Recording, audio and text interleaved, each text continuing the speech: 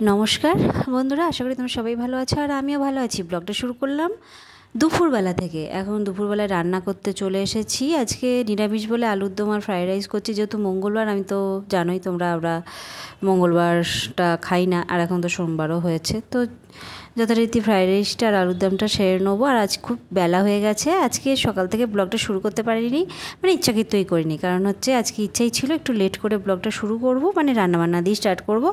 কারণ একই টাইপের হয়ে যাচ্ছে, তো একটু আলাদা করার জন্য তাই ভাবলাম যে যাই হোক এইভাবেই করি।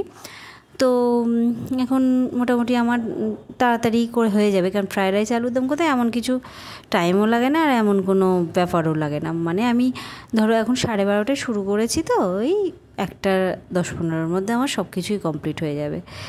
তো রান্নাবান্না সেরে ঠেরে নিই ততক্ষণ।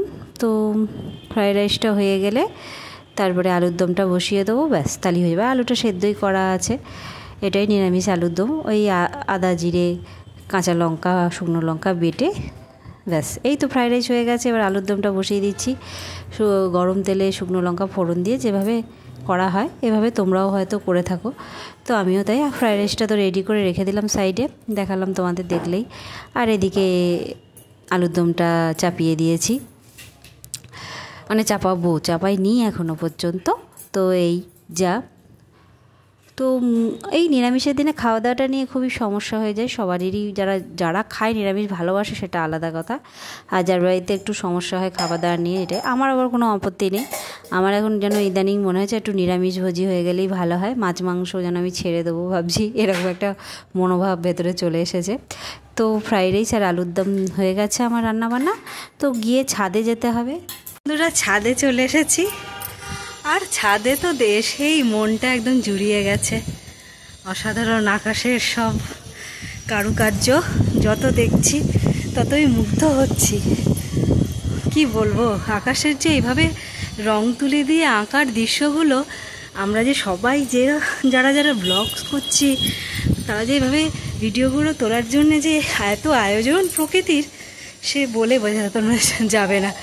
তো যাই হোক, জামা কাপড়টা তুলতে এসেছিলাম, আর তার মাঝে আকাশটা দেখে তো মন জুড়িয়ে গেল। আর মনে হচ্ছে মা আসছে। শরতের আকাশ, এলোমেলো বাতাস, আর পেঁজা তুলোর ঘুরছে আকাশে, দেখো। তো যাই হোক, অনেক কথা হলো, জামা কাপড়টা এবার তুলে নিই ঝটাফট করে। আর আমাদের এই মন্দিরের এই জায়গাটা দেখো কি সুন্দর লাগছে গো, দারুণ লাগছে জায়গাটা। আর তারপরে রান্নাবান্না তো কমপ্লিট, আরেকবার একটু স্নান করতে যাব। আবার রোদে মনে হচ্ছে কালো হয়ে যাবো, এমনি কীরকম লাগছে রান্নাবান্না। বন্ধুরা, সেই দুপুরবেলায় সেই জামা কাপড় নিয়ে আসার পর আর ব্লগটা শেষ করা হয়নি, কারণ খুব ঘুম পাচ্ছিলো আর সেটা ভালো লাগছিল না বলে ব্লগটা তখন শেষ করতে পারিনি। তখন সন্ধে হয়ে গেছে, একটু বাড়িতে আসি, জানোই তোমরা বাবার বাড়িতে যাই।